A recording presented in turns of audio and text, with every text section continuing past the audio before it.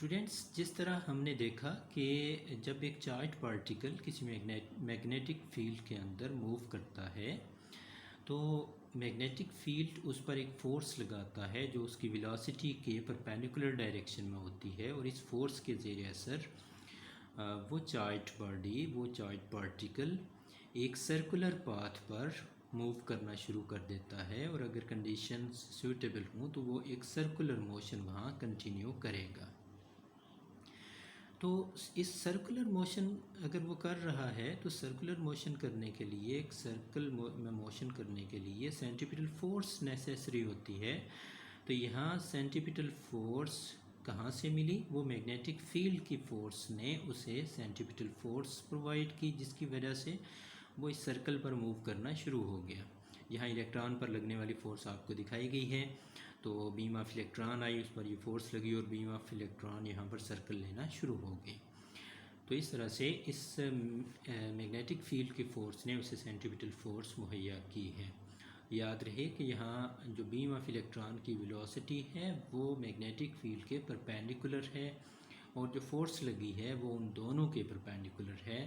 तो इस फोर्स का मैग्नीट्यूड हम देखेंगे कि ये force q v b sine of theta होगी। एंगल यहाँ वी और बी के दरमियान 90 डिग्री है, लिहाजा ये फोर्स हो जाएगी क्यू वी इंटू पी।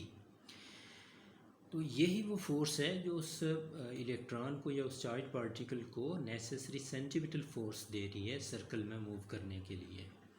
तो लिहाजा उसकी जो सेंट्रीपिटल फोर्स है वो इस फार्मूला से हमें पता है, m v square by r से फाइंड होती है, या इसमें वी की जगह आर ओमेगा लिख लें, यानी एंगुलर मोशन के केस में उसे लिख लें तो एम आर ओमेगा स्क्वायर हो जाएगा, क्योंकि वी की जगह आर आएगा, आर इंटू ओमेगा आएगा।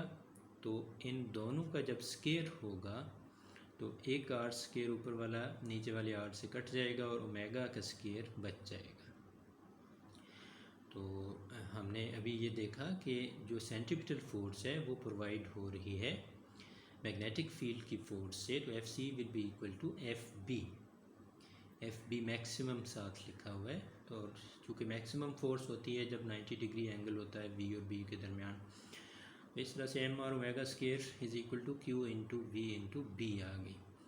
यहाँ चूँकि v is equal to R omega होगी तो राइट साइड पर भी वी आर ओमेगा लिख लें, तो m are omega square is equal to Q into r omega into p हो जाएगा। तो यहाँ से फिर एक ओमेगा से कट जाएगा और ओमेगा को लेफ़्ट साइड पर रहने दें, एम आर को उस साइड पर ले जाएं, तो आपके पास क्यू बी बाई एम बच जाएगा, क्योंकि आर और आर दोनों साइडों से कट चुका हुआ है। ये वो एंगुलर फ्रीक्वेंसी है जो चार्ज पार्टिकल मूव कर रहा है एक सर्कल के अंदर मैग्नेटिक फील्ड की फोर्स की वजह से। इसका टाइम पीरियड होगा, टाइम पीरियड हम पढ़ चुके हुए हैं लास्ट ईयर कि t is equal to 2 pi by omega इसका फार्मूला होगा। तो 2 पाई बाई ओमेगा की जगह ये फार्मूला लिखें एंगुलर फ्रीक्वेंसी का, तो t आ जाएगा 2 pi M by Q B. यहाँ ओमेगा की जगह हमने ये वैल्यू लिखी है। तो इसी तरह से जो फ्रीक्वेंसी उसकी होगी वो होगी F will be equal to 1 by T. तो Q B by 2 pi M उसकी फ्रीक्वेंसी आ जाएगी।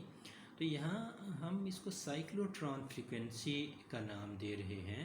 हमारा यहाँ हेडिंग भी साइक्लोट्रॉन फ्रीक्वेंसी ही था कि इसका एक्सप्रेशन हमने फाइंड करना था। तो याद रखिएगा कि साइक्लोट्रॉन एक एक्सेलरेटर होता है, एक डिवाइस होता है use to accelerate protons, neutrons या अदर स्मॉल पार्टिकल्स। तो हाई एनर्जी कुलियन एक्सपेरिमेंट्स में ये इन प्रोटॉन्स को, न्यूट्रॉन्स को या दूसरे चार्ज पार्टिकल्स को एक्सेलरेट करने के काम आता है साइक्लोट्रॉन।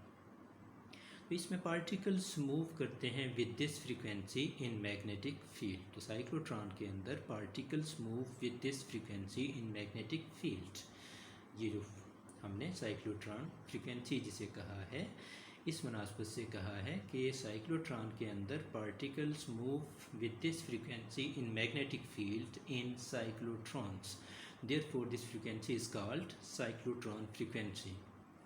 इस फ्रीक्वेंसी कि अगर इसके रिलेशन को देखें तो ये Q पर डिपेंड करती है, B पर डिपेंड करती है, M पर डिपेंड करती है, लेकिन ये वेलोसिटी ऑफ पार्टिकल के इंडिपेंडेंट होती है। ये इंटरेस्टिंग चीज़ है कि F is independent of velocity of the moving particle, moving charge particle through the cyclotron. तो यहाँ हमें लग रहा है कि ये कैसे हो सकता है। तो ये दोनों बातें आगे मैंने आपके सामने लिख दी हैं कि दरअसल F इंडिपेंडेंट है वेलोसिटी के, ये बात हकीकत है। बस होगा ये कि जो स्लो पार्टिकल्स होंगे वो स्मॉलर सर्कल्स बनाएंगे और जो फास्ट पार्टिकल्स होंगे वो बिग सर्कल्स, लार्ज सर्कल्स बनाएंगे। तो लार्ज सर्कल्स मतलब ज़्यादा उसका सरकमफेरेंस है, ज़्यादा लेंथ उन्होंने कवर करनी है, तो वो फास्ट होंगे, कम टाइम में ज़्यादा लेंथ कवर करेंगे। जो स्लो होंगे उन्होंने स्मॉलर सर्कल्स में मूव करना है, तो वो बेशक स्लो हैं लेकिन उन्होंने उतने ही टाइम में वो स्मॉलर सर्कल की चूँकि लेंथ कम होगी, सरकमफ्रेंस कम होगा, तो वो उसे उतने ही टाइम में कवर कर लेंगे। लिहाजा F होगी तो इंडिपेंडेंट ऑफ वेलोसिटी, लेकिन फ़र्क सिर्फ ये होगा कि जो स्लो पार्टिकल्स हैं वो स्मॉलर सर्कल्स ले रहे हैं और जो फास्ट पार्टिकल्स हैं वो उनकी निस्बत बिगर सर्कल्स में मूव कर रहे हैं, लार्ज सर्कल्स में मूव कर रहे हैं। Thank you.